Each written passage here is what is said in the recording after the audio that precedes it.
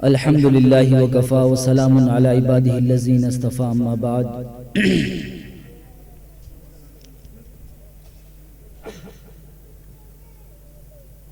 ربی اشرح لی صدری ویسر لی امری واحلل عقدۃ من لسانی یفقہوا قولی ربی زدنی علما ربی زدنی علما ربی زدنی علما۔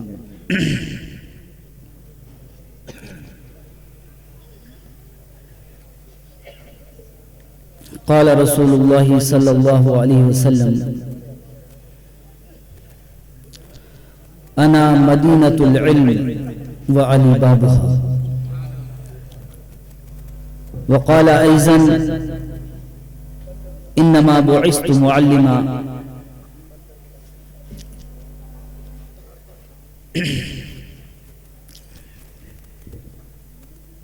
یہاں پر موجود تمام اہل جبل پور، یہ جو موبائل کی لائٹ ہے یہ بند کر لیجئے، یہ سب تمام اہل جبل پور کو یہاں پر اس مجلس میں شرکت کے لیے میں مبارکباد دیتا ہوں اور آپ کا خیر مقدم کرتا ہوں۔ حضرات، آپ بڑی تعداد میں یہاں پر موجود ہیں۔ اللہ تبارک و تعالیٰ سے یہ دعا ہے کہ ہم سب کا یہاں پر جمع ہونا، اکٹھا ہونا اللہ تبارک و تعالیٰ کی بارگاہ میں قبول ہو، اور ہمارا یہاں اکٹھا ہونا، جمع ہونا ہماری دنیا اور ہماری آخرت دونوں کے اعتبار سے فائدہ مند اور کامیاب ہو۔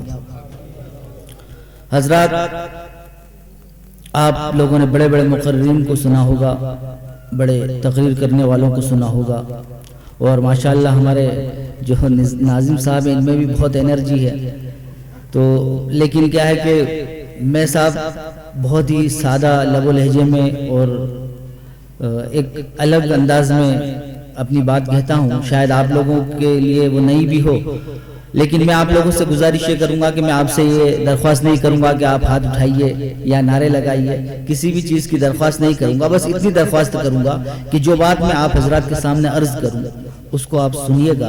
اللہ تبارک و تعالیٰ میری زبان سے وہ باتیں نکلوائے جو حق ہو اور جو باتیں ہم سب کے لیے مفید اور فائدہ مند ہوں۔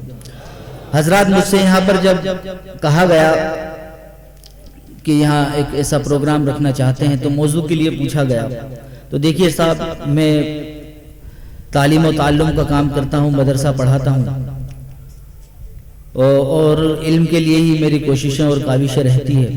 زیڈ ایچ فاؤنڈیشن کا نام بھی آپ لوگوں نے سنا ہوگا، اس کا بھی یہی مقصد ہے۔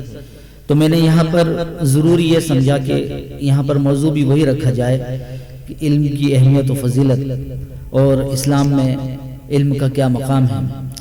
دیکھیے، سب سے پہلی چیز تو میں نے جو آپ کے سامنے حدیث شریف پڑھی جس میں اللہ کے رسول صلی اللہ علیہ وسلم نے فرمایا کہ میں علم کا شہر ہوں اور علی اس کا دروازہ ہے، تو حضرت علی رضی اللہ تعالی عنہ سے ہی یہ سلسلہ چلا آ رہا ہے، اور نبی پاک علیہ السلام سے بھی یہ سلسلہ چلا آ رہا ہے، پھر جو ہے صحابہ کرام کو ملا، اور پھر یہ بڑھتے بڑھتے بڑھتے یہ سلسلہ آگے کی طرف چلتے چلا۔ لیکن میں یہاں آپ حضرات کے سامنے یہ ذکر کروں گا کہ آخر علم کو اسلام نے کیا اہمیت دی ہے، اور اس کی ابتدا کہاں سے ہوتی ہے، شروعات کہاں سے ہوتی ہے، اور علم کتنی عظیم اور بلند چیز ہے۔ یہاں کئی نوجوان بیٹھے ہوئے ہیں، کئی بچے بیٹھے ہوئے ہیں، یہ ہمارے ملک کا اور ہماری ملت کا مستقبل ہے، اور میں چاہوں گا کہ خاص طور سے میری باتوں کو یہ بہت غور سے سنیں، یہ ان کے لیے بہت مفید ہوگی، اور خاص طور سے میں جو بات کہنے جا رہا ہوں وہ ہمارے ملک کے اور ہماری ملت کے نونہالوں کے لیے ہی ہے۔ حضرات، جب اللہ تبارک و تعالیٰ نے اس کائنات کو بنانے کا فیصلہ کیا اور اس زمین کو آباد کر دیا، تو اس کو سجانے کے لیے جب اللہ تبارک و تعالیٰ نے انسان کو پیدا کرنے کا ارادہ کیا، تو اس وقت اللہ تبارک و تعالیٰ نے فرشتوں سے کہا کہ انی جاعل فی الارض خلیفہ، کہ میں زمین میں اپنا ایک جانشین بنانے جا رہا ہوں، اپنا نائب بنانے جا رہا ہوں۔ تو فرشتوں نے کہا کہ پروردگار عالم، تو زمین کے اندر ایک ایسی مخلوق کو پیدا کرنے جا رہا ہے جو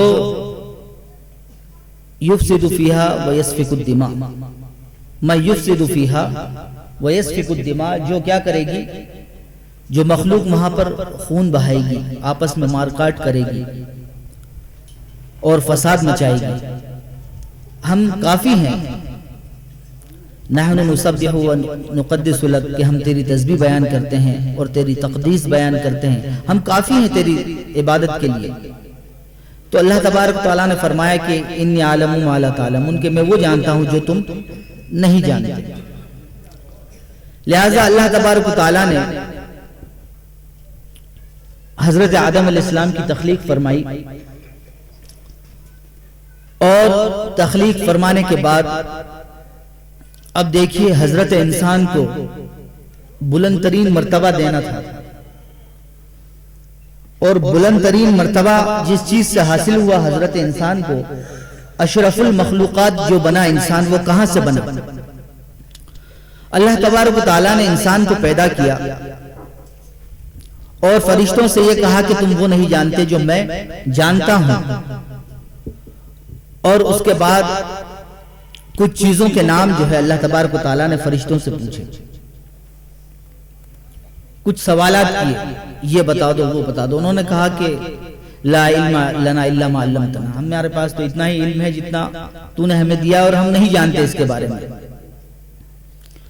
تو کہا کہ دیکھو آدم جو ہے، یہ مخلوق جس کو تم کہہ رہے ہو کہ خون بہائے گی اور فساد برپا کرے گی، یہ دیکھو بتائے گا۔ لہذا مقابلہ ہو رہا ہے، مسابقہ ہو رہا ہے علم کا، امتحان ہو رہا ہے علم کا۔ اب حضرت آدم علیہ السلام کا امتحان ہے، اللہ تبارک تعالیٰ نے وہ تمام چیزوں کا نام اور تمام چیزوں کا علم اللہ تبارک تعالیٰ نے جو پوچھنی تھی وہ حضرت آدم علیہ السلام کو دے دیا، اور اس کے بعد پوچھا کہ اچھا فرشتے نہیں بتا پائے، چلو کوئی بات نہیں، اچھا آدم بتاؤ۔ وَعَلَّمَ آدَمَ أَسْمَاءَ كُلَّهَا، کہ اب آدم بتاؤ۔ اب حضرت آدم علیہ السلام نے وہ تمام چیزوں کے نام گنا دیے۔ جب حضرت آدم علیہ السلام نے وہ تمام چیزوں کے نام گنا دیے اور اس طریقے سے وہ فرشتوں کے مقابلے میں عالم ثابت ہوئے، تو اللہ تبارک و تعالیٰ نے حضرت آدم علیہ السلام کو، جب بچہ کامیاب ہو جاتا ہے تو اس کو انعام ملتا ہے نا۔ ہم دیکھتے ہیں کہ دنیا میں اگر کوئی اچھے امتحان میں کامیاب ہو جائے تو اسکول والے اور مدرسے والے باقاعدہ سرٹیفکیٹ دیتے ہیں اور آپ کا شیلڈ وغیرہ دیتے ہیں۔ تو اللہ تبارک و تعالیٰ بھی اب انعام دے رہا ہے حضرت آدم علیہ السلام کو۔ لہٰذا حضرت آدم علیہ السلام کو یہ انعام دیا گیا کہ تمام فرشتوں کو یہ حکم دیا گیا کہ تم آدم کو سجدہ کرو۔ فسجد الملائکہ، تو سب کے سب فرشتوں نے سجدہ کیا حضرت آدم علیہ السلام کو، اور سب سے پہلے سجدہ حضرت اسرافیل علیہ السلام نے کیا۔ حضرت اسرافیل علیہ السلام نے سب سے پہلے سجدہ کیا، ان کے بعد حضرت جبرائیل علیہ السلام نے سجدہ کیا، اور اس کے بعد باقی فرشتوں نے سجدہ کیا۔ اور حضرت اسرافیل علیہ السلام کو سب سے پہلا سجدہ کرنے کے عوض میں ان کی پیشانی پر پورے قرآن مجید کو لکھ دیا گیا بطور انعام۔ اب دیکھیے حضرت آدم علیہ السلام کو جو برتری حاصل ہوئی، جو بلندی حاصل ہوئی کہ وہ مسجود الملائکہ بن گئے، فرشتوں نے ان کو سجدہ کیا، یہ شرف ان کو کس چیز سے حاصل ہوا؟ علم کی بنیاد پر۔ علم کی بنیاد پر اللہ تبارک و تعالیٰ نے یہ شرف اور یہ فضیلت حضرت آدم علیہ السلام کو دی، اور علم والوں کا اکرام کرنے والوں کے لیے بھی اللہ تبارک و تعالیٰ نے فضیلت رکھی۔ لہٰذا عالم کا تو اکرام کیا ہی گیا، لہٰذا اللہ تبارک و تعالیٰ نے یہ چیز بھی مقدر کر دی کہ عالم کا تو اکرام ہوگا، علم والے کا اکرام ہوگا، لیکن جو علماء اکرام کا اکرام کرے گا اللہ تبارک و تعالیٰ ان کو بھی انعامات سے نوازے گا۔ لہٰذا حضرت اسرافیل علیہ السلام کی پیشانی پر پورا قرآن مجید لکھوا دیا گیا بطور انعام کے۔ اب دیکھیے کہاں یہ خاک کا پتلا تھا اور کہاں وہ نورانی مخلوق تھی، لیکن اللہ تبارک و تعالیٰ نے ایک علم کی بنیاد پر حضرت آدم علیہ السلام کو فرشتوں سے افضل اور مکرم بنا دیا. حضرات یہاں پر جو میں نے آیت چھوٹی سی پڑھی وَعَلَّمَ آدَمَ أَسْمَاءَ كُلَّهَا، اس کے اندر بہت ساری چیزیں چھپی ہوئی ہیں، وہ میں انشاءاللہ آگے تھوڑا سا اس کا ذکر کروں گا. دیکھیے جتنے بھی انبیاء کرام اس دنیا کے اندر آئے ان سب کو اللہ تبارک و تعالیٰ نے کسی خاص علم کے ساتھ اس دنیا میں بھیجا. حضرت آدم علیہ السلام کو صنعت، حرفت اور زراعت کا علم اللہ تبارک و تعالیٰ نے دے کر اس دنیا میں بھیجا. یعنی کاریگری کا علم ہے اور خرید و فروخت کا علم ہے اور کھیتی کا علم ہے، ایگریکلچر کا علم ہے. تو یہ چیزیں، اس چیز کا علم اللہ تبارک و تعالیٰ نے حضرت آدم علیہ السلام کو دیا اور انہوں نے پھر اپنی نسل کو یہ سب چیزیں سکھائی. یہاں پر جو ایک آیت میں نے پڑھی تھی وَعَلَّمَ آدَمَ أَسْمَاءَ كُلَّهَا، جتنے بھی لوگ موبائل استعمال کرتے ہیں، کمپیوٹر وغیرہ پر بیٹھتے ہیں، آپریٹر ہیں کمپیوٹر کے یا جو کچھ بھی ہیں، آپ سب لوگ جانتے ہوں گے اچھی طریقے سے اس بات کو. اور ایک حدیث شریف آپ لوگوں نے سب نے سنی ہوگی کہ ایک عہد اللہ تبارک و تعالیٰ نے انسانوں کو کی پیدائش سے پہلے لیا تھا، جس کو عہد الست کہا جاتا ہے. عہد الست، الست بربکم، کیا میں تمہارا رب نہیں ہوں؟ تو سب نے کہا تھا قالو بلا، ہم کیوں نہیں، تو ہمارا رب ہے. تو عہد الست میں حدیث شریف میں آتا ہے کہ اللہ تبارک و تعالیٰ نے حضرت آدم علیہ السلام کی پیٹھ پر ہاتھ پھیرا. اس روایت میں کیا ملتا ہے؟ حضرت آدم علیہ السلام کی پیٹھ پر ہاتھ پھیرا تو جتنی بھی مخلوق تھی، آپ غور سے سنیے گا اس بات کو، کہ جتنی بھی مخلوق تھی جو قیامت تک پیدا ہونے والی ہے وہ پوری کے پوری آدم کی پیٹھ سے باہر آ گئی اور اس کے بعد عہد الست لیا گیا.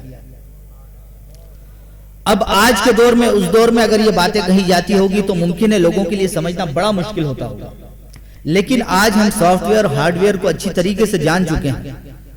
ہم دیکھتے ہیں کہ ایک موبائل کے اندر، ایک چھوٹی سی چپ کے اندر ہزاروں لاکھوں کتابیں، جن سے کہ ایک پوری بلڈنگ، ایک پورا کتب خانہ بھرا جاتا ہے صرف ایک چھوٹی سی چپ میں جو آدھا انچ سے بھی کم ہے.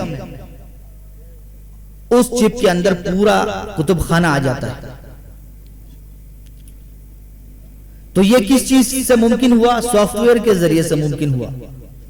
لہذا سافٹ شکل میں، روح کی شکل میں، روح ایک سافٹ ویئر ہے اور ہمارا جسم جو ہے ہارڈ ویئر ہے، جس کے اوپر روح کے سافٹ ویئر کو انسٹال کر دیا جاتا ہے تو انسان جاندار ہو جاتا ہے، اور اسی سافٹ ویئر کو ان انسٹال کر دیا جاتا ہے انسان بے جان ہو جاتا ہے، روح نکل کے چلی جاتی ہے.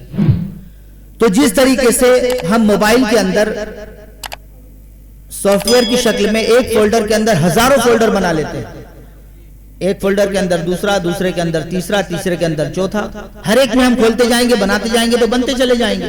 اسی طریقے سے حضرت آدم علیہ السلام ایک، اور ان کے اندر تمام روحوں کے سافٹ ویئر کو اللہ تبارک و تعالیٰ نے مکمل طور پر رکھ دیا تھا اور وہی حضرت آدم کی پیٹھ سے اس وقت نکلے.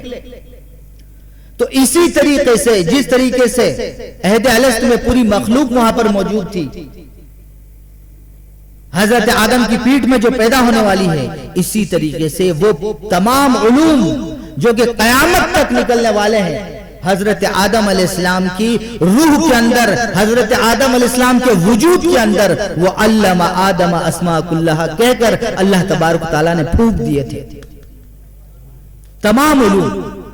لہٰذا جیسے جیسے دنیا آگے بڑھتی چلی گئی، یہ تمام علوم انسانوں کے اندر سے ظاہر ہوتے چلے گئے.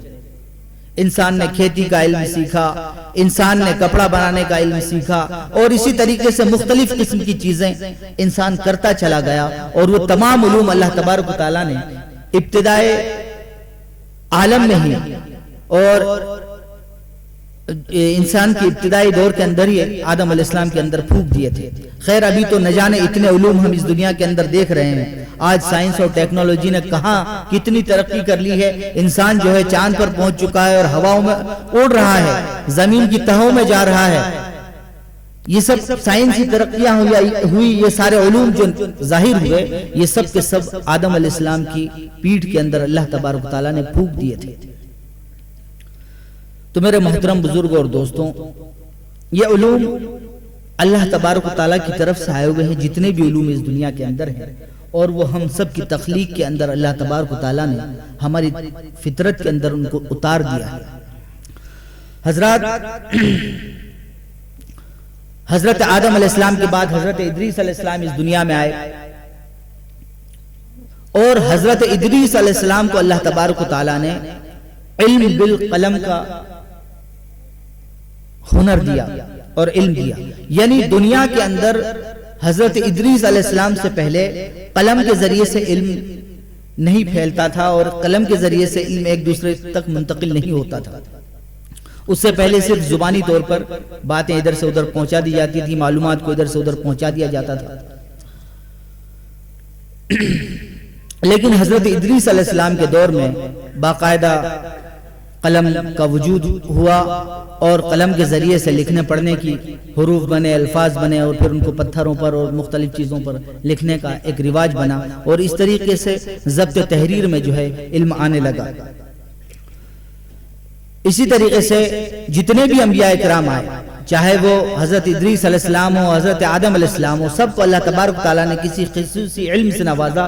اسی طرح سے حضرت نوح علیہ السلام کو اللہ تبارک تعالیٰ نے حلال و حرام کا علم دیا، اور کشتی سے جو ہے لکڑی سے کشتی وغیرہ بنانے کا علم دیا، اور انہوں نے کشتی بھی بنائی لکڑی سے، اور اس کو جو ہے سمندر کے اندر چلایا، ایک طوفان کے اندر چلایا، اور اللہ تبارک و تعالیٰ نے ان کو جو ہے حلال و حرام کا علم دیا، یعنی کہ شریعت کی ابتدا کا علم دیا۔ لہٰذا باقاعدہ شریعت کی جو ابتدا شروع ہوئی وہ حضرت نوح علیہ السلام سے ہوئی، اس سے پہلے جو ہے شریعت کا کوئی مسئلہ نہیں تھا۔ حضرت نوح علیہ السلام کو حلال و حرام کا علم دیا گیا، یہ بالکل ابتدائی زمانہ تھا، اور اس وقت شریعت جو تھی وہ اپنے بالکل ناقص پیرائے کے اندر تھی، اپنے ناقص شکل کے اندر تھی، مکمل شکل کے اندر نہیں تھی۔ جیسے جیسے انبیاء اکرام آگے بڑھتے چلے گئے، شریعت بھی جو ہے اپنی تکمیل کے مرحلے کو مکمل کرتی چلی گئی، اور یہاں تک کہ سرور کائنات حضرت محمد مصطفیٰ صلی اللہ علیہ وسلم کی شریعت پر آ کر یہ شریعت جو ہے مکمل ہو گئی۔ خیر، اللہ تبارک تعالیٰ نے ان نبیوں کو اپنے اپنے دور میں علوم دے کر اور علوم کے ذریعے سے مختلف بلندیاں عطا فرمائی اور مختلف بادشاہتیں عطا فرمائی۔ حضرت یوسف علیہ السلام کو اللہ تبارک تعالیٰ نے خوابوں کی تعبیر کا علم عطا فرمایا۔ حضرات، یوسف علیہ السلام کے بارے میں آپ سب جانتے ہوں گے اچھی طرح سے اس بات کو کہ وہ بہت خوبصورت تھے، اور ان کا جو ہے مثل کوئی نہیں خوبصورتی میں، لاجواب تھے وہ۔ لیکن آپ دیکھیے ایک بات کہ حضرت یوسف علیہ السلام چھوٹے سے ہیں، حضرت یعقوب علیہ السلام بڑی محبت کرتے ہیں ان سے، لیکن بھائیوں میں کچھ ناچاقی ہے، اور بھائی یہ طے کرتے ہیں کہ یوسف کو دور کر دیا جائے والد سے، تاکہ ہماری وقت جو ہے والد کی نظروں میں ہو جائے، اور والد جو ہے دھیان صرف یوسف کی طرف دیتے ہیں۔ لہذا بھائیوں نے یوسف کو کہاں ڈال دیا؟ کنویں کے اندر ڈال دیا، اور جب کنویں سے نکلا یہ حسن، دیکھیے حسن تو بے حساب تھا، لاجواب تھا، اس کی کوئی مثل نہیں، کوئی مثال نہیں، لیکن قرآن مجید اس کے بارے میں کیا کہہ رہا ہے؟ وَشَرَوْهُ بِثَمَنٍ بَخْسٍ، مصر کے بازار میں اس حسن کی قیمت چند کوڑیاں لگی، چند سکے، چند سکوں میں یہ حسن بک گیا مصر کے بازار میں، جس کا قرآن مجید نے ذکر کیا، وَشَرَوْهُ بِثَمَنٍ بَخْسٍ، کہ چند سکوں کے عوض جو ہے یہ حسن بک گیا۔ لیکن آپ یہ دیکھیے کہ یہ حسن جب مختلف مراحل سے گزرتا ہے اور قید خانے میں پہنچتا ہے، اور قید خانے میں حضرت یوسف علیہ السلام کے ساتھ زلیخا کا جو واقعہ ہے آپ لوگوں نے سنا ہوگا کہ اس نے جو ہے بری نیت کی، اور اللہ تبارک تعالیٰ نے آپ کی حفاظت فرمائی، آپ نے معاذ اللہ فرمایا، اور آپ کو اللہ تبارک و تعالیٰ نے بچایا، لیکن اس کے عوض میں آخرکار آپ کو جیل جانا ہی پڑا۔ آپ جیل گئے، جیل میں 2 قیدی تھے جو آپ کے ساتھی تھے، ان میں سے ایک نے خواب دیکھا کہ اس کے سر کے اوپر ایک تھال رکھا ہوا ہے، پرندے اس میں سے کھا رہے ہیں، اور ایک نے خواب دیکھا کہ وہ بادشاہ کے لیے شراب نچوڑ رہا ہے۔ تو دونوں نے اپنے اپنے خواب کو حضرت یوسف علیہ السلام سے بیان کیا، وہ بھی قیدی تھے، آپ بھی قیدی تھے۔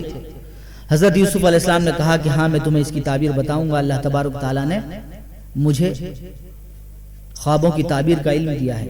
لہٰذا اس سے ایک سے کہا کہ تجھے تو پھانسی ہو جائے گی جس کے سر پہ سے پرندے کھا رہے تھے، اور دوسرے سے کہا جو شراب نچوڑ رہا تھا کہ تو بادشاہ کا ساقی بن جائے گا۔ خیر معاملہ بھی ویسا ہی ہوا۔ لہٰذا جب بادشاہ نے خواب دیکھا مصر کے 7 سوکھی بالیاں 7 ہری بالیوں کو کھا رہی ہے، اور 7 دبلی پتلی گائیں 7 موٹی گایوں کو کھا رہی ہے، تو اس کے اس خواب سے وہ بے چین ہو گیا۔ اس نے بڑے بڑے خواب کے معبروں کو بلایا، انہوں نے تعبیر دی۔ کسی نے کہا کہ بادشاہ سلامت ایسے ہی خواب بھی آ جاتے ہیں، خواب کی تعبیر نہیں ہوتی ہے، اور کسی نے کیا کہا، کسی نے کیا کہا، لیکن کسی کی بات سے اس کو اطمینان نہیں ہوا۔ حضرت یوسف علیہ السلام نے جس کے خواب کی تعبیر میں کہا تھا کہ تو بادشاہ کا ساقی بن جائے گا، اس کو یاد آیا کہ قید خانے میں ایک ایسا شخص ہے جو خواب کی اتنی صحیح تعبیر دیتا ہے، اس نے مجھے کہا تھا کہ تو ساقی بن جائے گا، لہٰذا میں بادشاہ کا ساقی بن گیا، اور جس سے کہا تھا کہ تجھے پھانسی ہو جائے گی اس کو پھانسی ہو گئی، لہٰذا اس سے اچھا تعبیر دینے والا کوئی نہیں ہو سکتا۔ اس نے بادشاہ سے کہا کہ بادشاہ سلامت قید خانے میں ایک ایسا تعبیر دینے والا ہے، اور اسی نے مجھے تعبیر دی تھی، اور میں آپ کا ساقی بن گیا، آپ اس سے بلا کر اس خواب کی تعبیر پوچھئے۔ بادشاہ سلامت حضرت یوسف علیہ السلام کو بلاتے ہیں اور پوچھتے ہیں اس خواب کی تعبیر کو، تو حضرت یوسف علیہ السلام کہتے ہیں کہ ہاں میں آپ کو بتاؤں گا، اور پھر اس کے بعد حضرت یوسف علیہ السلام خواب کی تعبیر بتاتے ہیں کہ قحط سالی ہوگی 7 سالوں تک، 7 سالوں تک تو پہلے خوب سرسبز و شاداب ہو جائے گا آپ کا علاقہ، خوب بارشیں ہوگی، زمین خوب فصلیں اگائے گی، لیکن پھر اس کے بعد ایک ایسی قحط سالی ہوگی کہ 7 سال تک جو ہے زمین پانی کو ترس جائے گی، ایک بوند جو ہے آسمان پانی نہ برسائے گا۔ لہٰذا ان کی یہ تعبیر جب وہ سنتا ہے تو اس کے دل کو بڑا اطمینان ہوتا ہے، اور لگتا ہے کہ نہیں یقیناً یہی اس خواب کی تعبیر ہے۔ اس کا دل اس بات کا اقرار کر لیتا ہے، اور اس علم کا جو انعام حضرت یوسف علیہ السلام کو ملتا ہے کہ جب تک حسن تھا تو حسن جو ہے چند سکوں کے عوض بک گیا، جب علم آیا تو اللہ تبارک و تعالیٰ نے تمام خزانوں کی چابی ان کے ہاتھوں میں دے دی۔ لہٰذا بادشاہ نے آپ کو جو ہے اجعلنی علی خزائن الارض، انہوں نے کہا کہ مجھے تم خزانوں کے اوپر، زمین کے تمام خزانوں کے اوپر مقرر کر دو۔ لہٰذا بادشاہ نے تمام جو ہے خزانے کی چابیاں ان کو دے دی، اور تمام کے جو ہے خزانے کے مالک ایک طرح سے وہ ہو گئے، اور سب کی چابیاں ان کے پاس آ گئی۔ خیر تو حضرت یوسف علیہ السلام کے پاس اتنا بڑا کمال تھا حسن کا، لیکن وہ کام نہیں آیا، لیکن جب علم آیا تو علم نے برتری عطا کر دی، برتری دی۔ تو میرے محترم بزرگوں اور دوستوں، میرے نونہالوں، علم بہت بڑی نعمت ہے اللہ تبارک و تعالیٰ کی۔ اللہ کے رسول صلی اللہ علیہ وسلم نے فرمایا کہ تم کو اگر علم حاصل کرنے کے لیے چین جانا پڑے تو چین جاؤ۔ اس زمانے میں عرب سے چین جانا ایک بہت بڑی بات ہوا کرتی تھی، عرب سے چین جانا بہت بڑی بات ہوتی تھی، بہت آسان بات نہیں تھی، بلکہ ناممکن سا سمجھا جاتا تھا۔ تو اس زمانے میں اللہ کے رسول صلی اللہ علیہ وسلم نے فرمایا کہ اگر علم حاصل کرنے کے لیے چین جانا پڑے تو بھی جاؤ اور علم حاصل کرو۔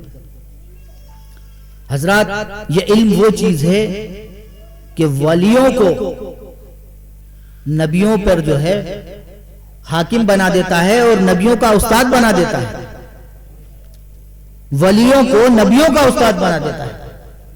علم حضرت موسیٰ اور خضر کا واقعہ آپ لوگوں نے سنا ہے کہ نہیں سنا؟ حضرت خضر علیہ السلام کو اولیاء کرام میں وہ مرتبہ حاصل ہے جو کہ 14ویں کے چاند کا جو ہے ستاروں میں مرتبہ ہے، بہت بڑا مرتبہ اولیاء کرام میں حضرت خضر علیہ السلام رکھتے ہیں۔ حضرت موسیٰ علیہ السلام اپنی قوم میں کھڑے ہوئے تقریر کر رہے تھے، تو ایک شخص نے سوال پوچھ لیا کہ حضرت سب سے بڑا عالم کون ہے؟ تو ہر وقت میں جو نبی ہوتا ہے وقت کا اور دور کا، وہی سب سے زیادہ علم رکھنے والا ہوتا ہے۔ لہٰذا حضرت موسیٰ علیہ السلام نے کہا کہ میں سب سے زیادہ انا عالم، میں سب سے زیادہ جاننے والا ہوں۔ تو اللہ تبارک و تعالیٰ کی طرف سے وہی نازل ہوئی کہ موسیٰ تم نے یہ کیسے کہہ دیا کہ میں سب سے زیادہ جاننے والا ہوں؟ تمہیں اس کی نسبت اللہ کی طرف سے کرنی تھی کہ سب سے بڑا جو ہے جانکار، سب سے بڑا جاننے والا تو اللہ تبارک و تعالیٰ ہے۔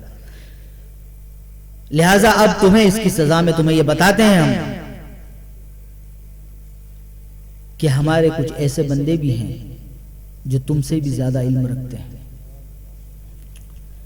لہٰذا جاؤ مجمع البحرین پر، دو دریاؤں کے سنگم پر، اور وہاں پر تمہیں میرا ایک بندہ ملے گا اور تم اس سے ملاقات کرو اور اس کے ساتھ رہو۔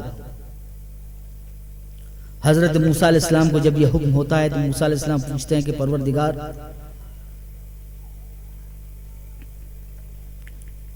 میں کیسے وہاں جاؤں اور کیا ان کو کیا نشانی ہوگی، انہیں کیسے پہچانوں گا؟ تو کہا کہ دو دریاؤں کے سنگم پر جانا، اپنے ساتھ ایک مچھلی لے کر جانا، وہ مچھلی جہاں سے گم ہو جائے سمجھ لینا اسی جگہ پر وہ شخص تمہیں ملے گا۔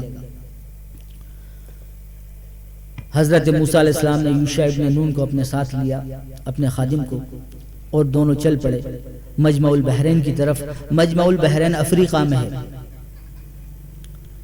مجمع البحرین کہاں ہے؟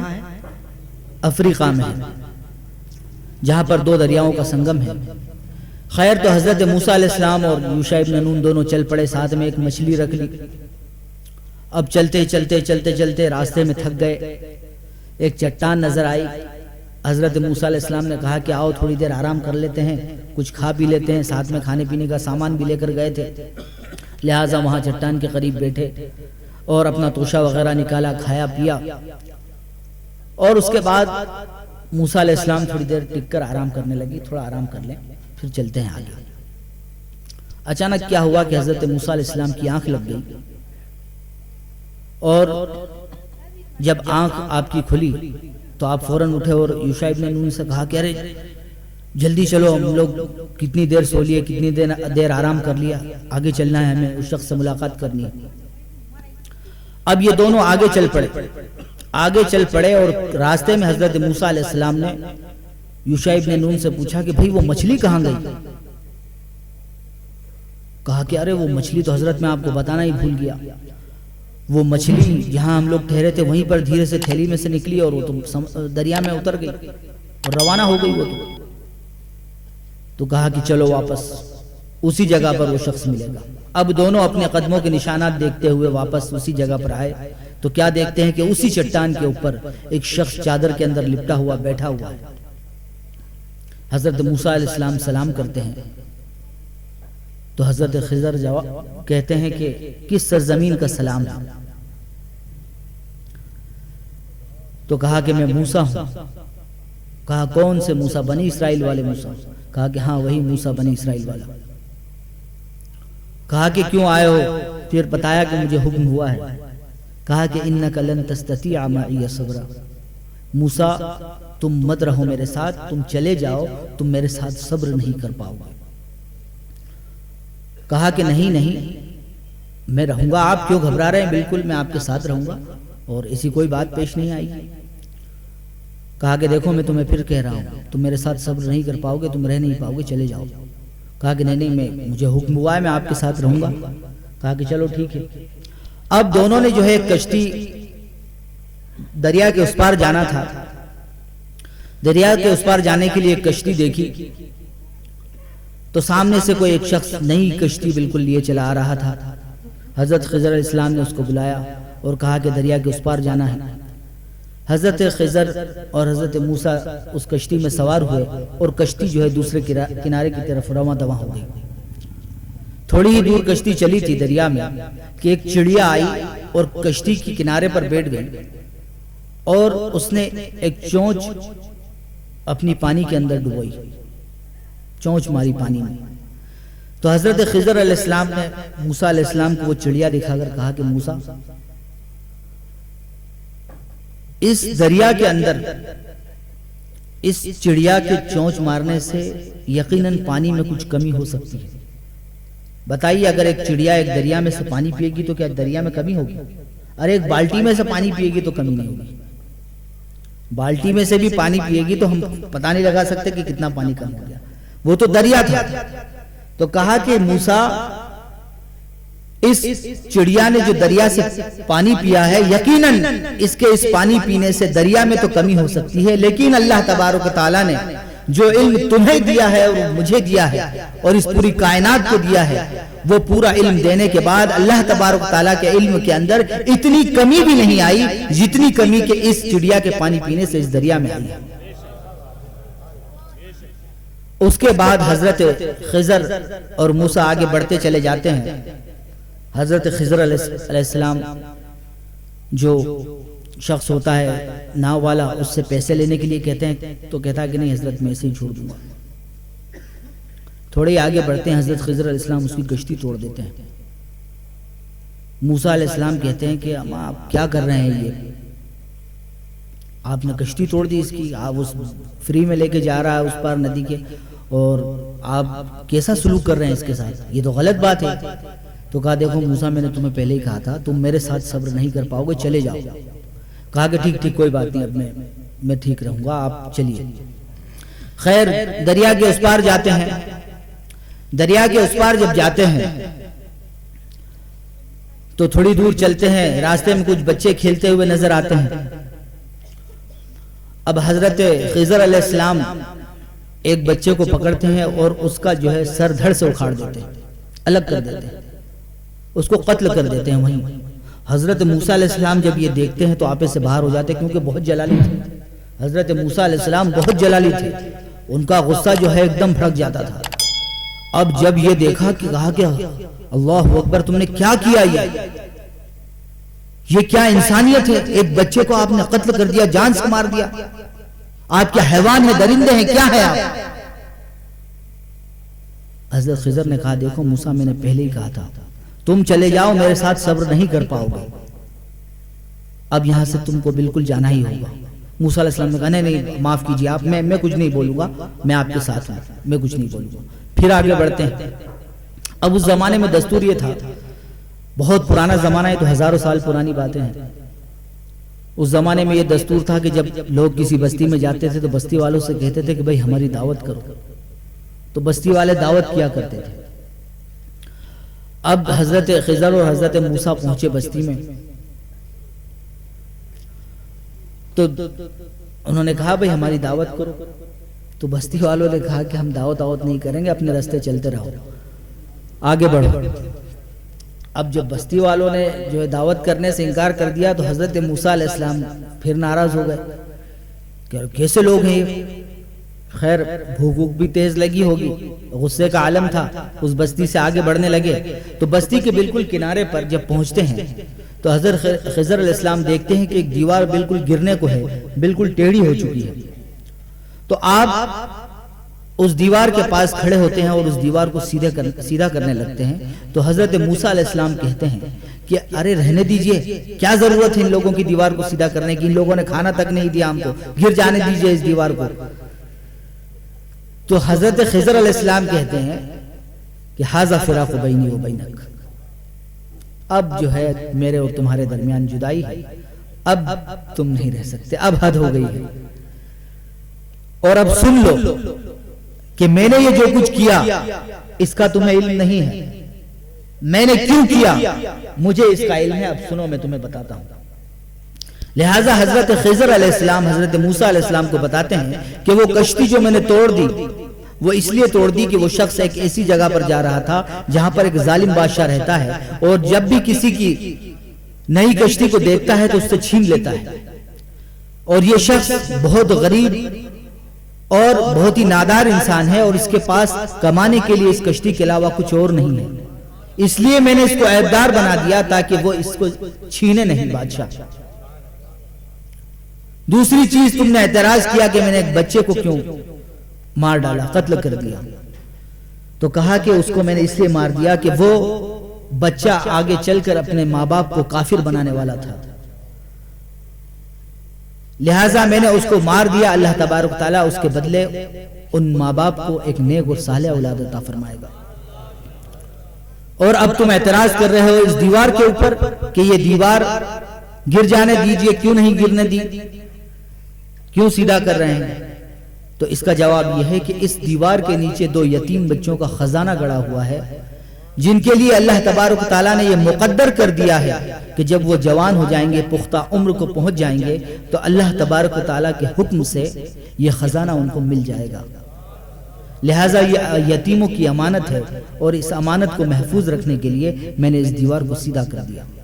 لہٰذا حضرت موسیٰ علیہ السلام وقت کے نبی ہے اور جلیل القدر نبی، کیونکہ صرف 4 نبی ایسے ہوئے ہیں جن کے اوپر باقاعدہ کتاب نازل ہوئی، توریت، زبور، انجیل اور قرآن مجید، یہ 4 نبیوں پر نازل ہوئی، اور توریت حضرت موسیٰ علیہ السلام پر نازل ہوئی، تو جن کو باقاعدہ شریعت دی گئی، باقاعدہ کتاب دی گئی، ایسا بلند نبی اور رسول، اس کے جو ہے استاد کون بن رہے ہیں؟ ایک ولی، حضرت خضر علیہ السلام۔ کس چیز کی بنیاد پر؟ صرف علم کی بنیاد پر۔ تو علم نے جو ہے ایک نبی کا استاد بنا دیا ایک ولی کو۔ میرے محترم بزرگ اور دوستوں، اللہ کے رسول صلی اللہ علیہ وسلم فرماتے ہیں، ان العلماء ورثۃ الانبیاء، کہ علماء کرام انبیاءوں کے وارث ہیں، علم والے نبیوں کے وارث ہیں۔ اور آپ نے فرمایا کہ انما الانبیاء لم یورثوا درہما ولا دینارا، کہ انبیاء کرام وراثت میں درہم و دنانیر نہیں چھوڑا کرتے، انبیاء کرام وراثت میں علم چھوڑا کرتے ہیں۔ تو میرے محترم بزرگ اور دوستوں، یہ انبیاء کرام کی وراثت ہے، اور ایک اہم ترین چیز ہے جس کی آج ہم مسلمانوں کو سب سے زیادہ ضرورت ہے۔ اگر آج ہمارے معاشرے کے اندر ہم دیکھیں تو علم کی طرف کسی کا کوئی دھیان نہیں ہے، علم حاصل کرنے کا کوئی ذوق و شوق نہیں ہے۔ ہمارے بچے آج کل صرف اپنا وقت ضائع کر رہے ہیں، موبائل کے اندر، موبائل کی گیموں کے اندر گیمز کھیلتے رہتے ہیں۔ مجھے بڑا تعجب ہوتا ہے یہ دیکھ کر کہ ہمارے نونہال زندگی کا اتنا قیمتی وقت، اور بسا اوقات اور بہت سے کے بارے میں یہ سنا گیا ہے کہ موبائل کے اوپر ہمارے بہت سے نوجوان 4-4, 6-6 اور 8-8 گھنٹے صرف گیم کھیلتے رہتے ہیں۔ میرے محترم بزرگوں اور دوستوں، یہ وقت جو آپ کو دیا ہے اللہ تبارک و تعالیٰ کی اتنی قیمتی نعمت ہے، اتنا قیمتی سرمایہ ہے کہ اس سے زیادہ قیمتی چیز اور کوئی نہیں ہے، اور یہ کبھی رکتا نہیں ہے۔ اس کی قدر کر لو، کل قیامت کے دن اس کی پوچھ ہوگی۔ آج پوری دنیا میں تم ذلیل ہو اگر، تو اسی بنیاد پر ہو کہ تمہارے پاس علم نہیں ہے، تمہارے پاس وقت کی قدر نہیں ہے۔ حضرات، اس امت کے ایسے ایسے لوگ گزرے ہیں، ہمارے اسلاف، جنہوں نے بلندیاں حاصل کی دنیا کی ہر چیز کے اندر، چاہے وہ بادشاہی ہو یا سلطنت ہو یا کوئی بھی میدان ہو دنیا کا، وہ ایسے ہی حاصل نہیں کی۔ انہوں نے علم کی طرف توجہ دی، علم کو حاصل کیا، اپنا وقت لگایا۔ حضرت امام شافعی اور حضرت امام محمد رحمۃ اللہ علیہ، حضرت امام محمد رحمۃ اللہ علیہ ایک گاؤں میں درس دیا کرتے تھے۔ پاس میں ایک اور کوئی بستی تھی، اس بستی کے لوگ آئے اور کہا کہ حضرت آپ ہمارے یہاں بھی درس دیا کیجیے۔ آپ نے کہا کہ دیکھو بھائی، میرے پاس اتنا وقت نہیں رہتا کہ میں وہاں آ کر درس دوں، مجھے یہاں بھی درس دینا ہوتا ہے۔ تو لوگوں نے بڑی منت سماجت کی اور کہا کہ حضرت ہم سواری کا انتظام کر دیتے ہیں، آپ جیسے ہی یہاں درس دے کر فارغ ہوں گے سواری تیار رہے گی، آپ سواری پر بیٹھیے گا اور فوراً وہاں آ جائیے گا، لہٰذا پیدل آنے جانے کا وقت بھی بچ جائے گا۔ آپ نے منظور کر لیا، کہا ٹھیک ہے میں آؤں گا۔ اب آپ نے اس بستی میں بھی درس دینا شروع کر دیا۔ یہی وہ زمانہ ہے کہ جس زمانے میں حضرت امام محمد رحمۃ اللہ علیہ کے پاس حضرت امام شافعی رحمۃ اللہ علیہ علم حاصل کرنے کے لیے حاضر ہوتے ہیں، اور درخواست کرتے ہیں کہ حضرت میں آپ سے یہ کتاب پڑھنا چاہتا ہوں۔ میرے نوجوانوں، بہت غور سے سننا اس بات کو۔ آج یہ موبائلوں کے اندر اور لایانی کاموں کے اندر تم اپنے وقت کو ضائع کر رہے ہو، اپنے آپ کو برباد کر رہے ہو، اس پوری ملت کو اور آنے والے مستقبل کو برباد کر رہے ہو۔ سن لو اچھی طریقے سے۔ حضرت امام شافعی درخواست کرتے ہیں کہ مجھے بھی آپ سے ایک کتاب پڑھنا ہے۔ حضرت امام محمد رحمۃ اللہ علیہ کہتے ہیں کہ مجھے یہاں بھی درس دینا ہوتا ہے، وہاں بھی درس دینا ہوتا ہے، لہٰذا میں اتنا وقت نہیں نکال سکتا کہ میں آپ کو درس دے سکوں، آپ کو کتاب پڑھا سکوں۔ تو کہا کہ حضرت آپ جب یہاں سے درس دے کر روانہ ہوں گے اس بستی کی طرف سواری کے اوپر بیٹھ کر، تو آپ سواری پہ سے درس دے دینا، میں دوڑتے دوڑتے آپ سے علم سیکھ لوں گا۔ آپ سے دوڑتے دوڑتے علم سیکھ لوں گا۔ یہ علم کی طلب تھی، یہ تڑپ تھی کہ حضرت امام شافعی صرف 13 سال کی عمر میں امام شافعی بن چکے تھے۔ تمام قرآن و حدیث کے علوم کے اوپر پوری دسترس اور باقاعدہ درس قرآن اور درس حدیث دینا شروع کر دیا تھا 13 سال کی عمر میں۔ ان لوگوں نے اسی قدر کی، وقت کی قدر کی۔ امام شافعی رحمۃ اللہ علیہ فرماتے ہیں کہ ایک مرتبہ مجھے امام محمد رحمۃ اللہ علیہ کے ساتھ رات گزارنے کا موقع ملا۔ میں آپ کے یہاں حاضر تھا۔ میں نے دیکھا کہ جب عشاء کی نماز ہو گئی، آپ چراغ کے سامنے کتاب لے کر بیٹھ گئے۔ تھوڑی دیر کتاب دیکھتے رہے، چراغ بجھایا اور لیٹ گئے۔ تھوڑی دیر ہوئی، پھر اٹھے، چراغ جلایا، پھر کتاب دیکھی، پھر چراغ بجھایا، لیٹ گئے۔ کہتے ہیں کہ پھر تھوڑی دیر اور گزری، پھر آپ اٹھے، چراغ جلایا اور کتاب دیکھی، اور پھر تھوڑی دیر ہوئی، چراغ بجھایا، لیٹ گئے۔ کہتے ہیں کہ میں نے گنا تو 17 مرتبہ آپ اٹھے اور چراغ جلایا اور کتاب دیکھی۔ اب آپ کا جو تھوڑی تھوڑی دیر کے لیے سونا تھا، وہ سونا تو نہیں تھا، وہ بلکہ غور و فکر تھا۔ لہذا امام شافعی کہتے ہیں کہ میں نے حضرت سے پوچھا کہ میں نے رات 17 مرتبہ گنا ہے کہ آپ 17 مرتبہ اٹھے، آپ سوئے کتنا ہوں گے، آپ کیسے سوئے؟ تو کہا کہ میں سویا نہیں تھا، بلکہ میں غور و فکر کر رہا تھا۔ تو اس طریقے سے ان لوگوں کے اندر علم کی طلب تھی، اور علم حاصل کرنے کی طلب، اور دوسروں کو علم پہنچانے کی فکر تھی کہ مجھے کل درس دینا ہے، کس طریقے سے میں اپنے طالب علموں کو درس دوں گا۔ حضرات،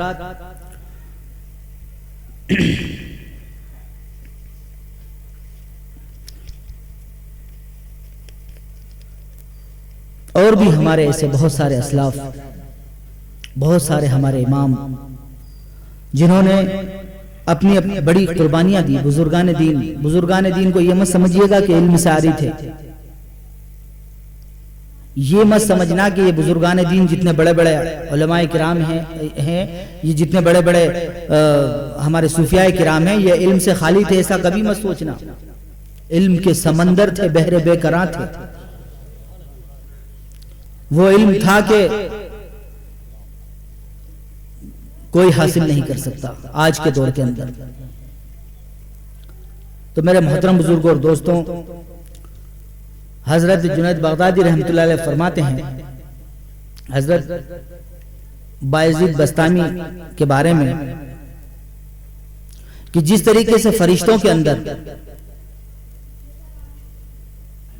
حضرت جبرائیل علیہ السلام کو فضیلت حاصل ہے، اسی طریقے سے اولیاء کرام کے اندر حضرت بایزید بستامی رحمۃ اللہ علیہ کو فضیلت حاصل ہے۔ حضرات، یہ وہ لوگ تھے جو علم کے پیکر تھے، جنہوں نے علم کے لیے اپنی پوری زندگیاں لگا دی، رات کا سونا، دن کا جاگنا، اپنے سکون، اپنا چین، یہ سب کچھ لگا دیا۔ بایزید بستامی رحمۃ اللہ علیہ کی والدہ، اب دیکھیے وہ زمانہ ایسا تھا کہ علم کا شوق رکھنے والے بھی ایسے تھے اور ماں باپ بھی جو ہے بچوں کی ایسی تربیت کیا کرتے تھے۔ لہٰذا ہمارے جو پیرنٹس حضرات بیٹھے ہیں وہ بھی اس بات کو سنیں کہ حضرت بایزید بستامی رحمۃ اللہ علیہ کی والدہ نے آپ کو قاری صاحب کے حوالے کر دیا اور کہا کہ بچے کو زیادہ گھر آنے جانے نہ دینا ورنہ یہ علم سے محروم رہ جائے گا، اس لیے اس کو وہیں رکھیے گا۔ استاد نے کہا کہ ٹھیک ہے۔ اب آپ وہاں پڑھنے لگے، علم حاصل کرنے لگے۔ ایک دن والدہ کی یاد آئی اور تھوڑی سی اکتاہٹ ہوئی تو سوچا کہ والدہ کے پاس جاؤں۔ گئے، قاری صاحب سے چھٹی مانگی تو کہا کہ اتنا سبق پورا یاد کر کے، خوب سارا سبق دے دیا، کہا اتنا پورا سبق یاد کر کے بتاؤ اور سناؤ تو چھٹی مل جائے گی۔ قاری صاحب نے سوچا اتنا سبق دے دو، یاد ہی نہیں کر پائے گا، چھٹی کا مسئلہ ہی ختم ہو جائے گا۔ وہ گئے، پورا سبق یاد کر کے آ گئے اور سنا دیا۔ کہا کہ اب تو دینا ہی پڑے گی چھٹی۔ خیر گھر پہنچے، دروازہ کھٹکھٹایا۔ والدہ نے سمجھ لیا کہ بایزید آیا ہے۔ کھٹکھٹانے سے دروازے کے قریب آئیں اور پوچھا کہ کون دروازہ؟ میں یقرأ الباب، دروازہ کون کھٹکھٹا رہا ہے؟ کہا میں بایزید ہوں۔ کہا کہ میرا بھی ایک بایزید تھا، اس کو میں نے اللہ کے لیے علم حاصل کرنے کے لیے وقف کر دیا ہے اور وہ صرف علم حاصل کرنے میں مگن ہے۔ انہوں نے جب یہ بات سنی تو وہ سمجھ گئے کہ میری والدہ یہ نہیں چاہتی کہ میں علم کا ناغہ کر کے اور وہاں سے دھیان ہٹا کے میں یہاں آؤں، لہٰذا وہ گئے اور اس کے بعد ایک مکمل عالم بن کر ہی وہاں سے نکلے۔ میرے محترم بزرگوں اور دوستوں، اس طریقے سے علم کے لیے ہمارے اسلاف نے کوششیں کی ہیں، والدوں نے کوشش کی ہے، والداؤں نے کوشش کی ہے۔ اسی طریقے سے اور بھی بہت ساری مثالیں ہیں۔ ابن تیمیہ کی بھی مثال ہے کہ ابن تیمیہ کے سامنے بادشاہ نے کہا کہ بھئی تم کسی چیز کے تعلق سے فتویٰ دینے کو کہا، انہوں نے فتویٰ دینے سے انکار کر دیا تو بادشاہ نے اٹھا کر ان کو جیل میں ڈال دیا۔ اب جب ان کو جیل میں ڈال دیا تو 2-3 دن گزرے ہوں گے کہ ایک بڑا ہی خوبصورت نوجوان جس کے چہرے کے اوپر بڑی معصومیت تھی، جس کو دیکھ کر سب کے دل میں جو ہے رحم آ جائے اور پسیج جائیں سب کے دل، اس کا ایسا چہرہ تھا، وہ دربار میں آتا ہے اور رونے لگتا ہے۔ اب دربار میں آ کر وہ روتا ہے، سب لوگ دیکھتے ہیں، سب کا دل پسیج جاتا ہے کہ بادشاہ سلامت کو اس لڑکے کی جو بھی خواہش ہے اس کو تو پورا کرنا چاہیے، اس کی جو بھی پریشانی دور کرنا چاہیے۔ بادشاہ دیکھتا ہے تو بادشاہ بھی تھوڑا پسیج جاتا ہے تو پوچھتا ہے کہ ارے کیوں رو رہے ہو تم، بتاؤ کیا بات ہے، جو بھی تمہاری تکلیف ہے ہم دور کریں گے، تمہاری جو بھی ضرورت ہے اس کو ہم پورا کریں گے۔ بادشاہ نے وعدہ کر لیا۔ جب اس نے وعدہ کر لیا تو اس نے کہا کہ آپ نے میرے استاد کو قید خانے میں ڈال دیا ہے، لہٰذا میں چاہتا ہوں کہ آپ مجھے بھی قید خانے میں ڈال دیں تاکہ میں قید خانے کی جو مشقتیں اور مشکلیں اور پریشانیاں وہ تو برداشت کر لوں گا، لیکن کم از کم میرے سبق کا ناغہ تو نہیں ہوگا، میں اپنے استاد سے سبق تو پڑھ سکوں گا۔ ایسا علم حاصل کرنے کا شوق تھا اور کیا تربیتیں ہوا کرتی تھی۔ میں اپنے ہی سلسلے کے بزرگ کا ایک واقعہ بتاؤں کہ جن کی والدہ نے کیا تربیت کی تھی اور کیا تربیت کا طریقہ تھا، اور میں یہ کہوں گا تو غلط نہیں ہوں گا کہ انہی کے فیوز و برکات ہیں کہ جن کی ذات گرامی کی وجہ سے میں یہاں آپ کے سامنے موجود ہوں اور یہ باتیں کہہ رہا ہوں۔ آپ کی ذات سے مجھے بڑا گہرا تعلق ہے، بہت ہی گہرا تعلق۔ میں ان کے بارے میں بتاؤں گا، لیکن اس سے پہلے ایک بات میں آپ حضرات سے کہوں۔ ہم لوگ کہتے ہیں لوگوں سے کہ صاحب بچوں کو کی تعلیم کی طرف توجہ دیجئے، بچوں کو سمجھائیے، بتائیے۔ تو ماں باپ کیا کہتے ہیں کہ صاحب ہم بتاتے ہیں، کہتے ہیں، پڑھتا ہی نہیں، جاتا ہی نہیں، یہ نہیں کرتا، وہ نہیں کرتا۔ لیکن دیکھیے صرف کہنا سب کچھ نہیں ہوتا۔ کہنا سب کچھ نہیں ہوتا، اور کہنے کے بھی طریقے ہوتے ہیں اور وقت ہوتا ہے. کہنے کے طریقے ہوتے ہیں اور کہنے کا وقت ہوتا ہے، اور ہر چیز کہنے سے نہیں سمجھائی جاتی. بس بول کے اپنا فرض ادا کر دیا یہ کافی نہیں ہوتا، بلکہ باقاعدہ تربیت جس کو کہتے ہیں، آپ کو اس واقعے سے پتا چلے گا کہ کس طریقے سے بچوں کی تربیت کرنی چاہیے. اور وہ شخصیت جن کی ذات سے مجھے بہت ہی زیادہ گہرا لگاؤ ہے، اور یقیناً ان کے فیوز و برکات کی وجہ سے میں یہاں بیٹھا ہوں، حضرت خواجہ قطب الدین بختیار کاکی رحمۃ اللہ علیہ ہیں. آپ کی والدہ، آپ جو ہے مدرسے میں پڑھتے تھے جب، تو آپ کی والدہ نے آپ کے یقین کو پختہ کرنے کے لیے یہ طریقہ نکالا کہ میں اپنے بچے کے ایمان و یقین کو مضبوط کروں، تو اس لیے مجھے یہ کرنا چاہیے کہ میں بچے کو کوئی ایسے عملی طور پر کوئی چیز اس کے سامنے لاؤں جس سے اس کا ایمان و یقین پختہ ہو. لہذا جب وہ گھر آئے مدرسے سے تو انہوں نے کہا کہ امی مجھے بھوک لگ رہی ہے، کھانا دیجیے. تو آپ نے کہا کہ، ان کی والدہ نے کہا کہ بیٹا کھانا کون دیتا ہے؟ کھانا ہمارے پاس نہیں ہے، کھانا اللہ سے مانگو، اللہ دے گا. کہا کہ امی اللہ سے کیسے مانگتے ہیں؟ کہا بیٹا مصلی بچھا لو، اس پر بیٹھو اور اللہ سے دعا مانگو کہ اللہ تعالیٰ مجھے کھانا دے دے. اب انہوں نے وہ کھانے کو چھپا دیا ایک جگہ پر اور بچے کو بٹھا دیا دعا کرنے کے لیے اللہ تعالیٰ سے. اب بچہ معصوم ہاتھوں کو اللہ کی بارگاہ میں اٹھائے ہوئے دعا کر رہا ہے کہ پروردگار عالم تو مجھے کھانا دے دے، مجھے بھوک لگی ہے. اب جب دعا کر لی تو بچے نے کہا کہ امی میں نے دعا کر لی. تو کہا کہ بیٹا اللہ تعالیٰ نے تمہارا کھانا یہیں کہیں آس پاس رکھ دیا ہوگا، ڈھونڈ لو، مل جائے گا. اب بچے نے ادھر ادھر تلاش کیا تو ایک جگہ اس کو اس کا کھانا مل گیا. اب روزانہ یہی معمول شروع ہو گیا. بچہ مدرسے سے آ رہا ہے، والدہ پہلے سے کھانا چھپا دیتی ہیں، بچہ مصلی بچھاتا ہے، اس کے بعد اللہ تعالیٰ سے دعا کرتا ہے اللہ تعالیٰ مجھے کھانا دے دے، اور کھانے کو تلاش کرتا ہے اور کھانا مل جاتا ہے.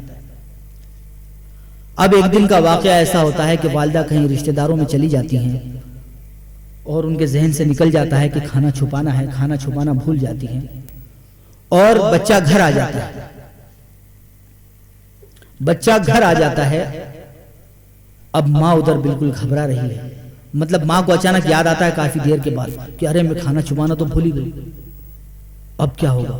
اللہ تعالیٰ میرا راز نہ کھل جائے کہیں اور میرے بچے کا یقین وہ نہ ہو جائے. اور بہت فکر مند اللہ تعالیٰ سے دعائیں کرتی ہوئی وہاں سے فوراً جو ہے روانہ ہوئی اور اپنے گھر کی طرف تیز قدم بڑھاتی ہوئی چلی اور دعائیں کرتی کہ اللہ تبارک تعالیٰ میرا راز مت کھولنا اور میرے بچے کے ایمان و یقین کو پختہ رہنے دینا، اس کا ایمان و یقین کمزور نہ ہو.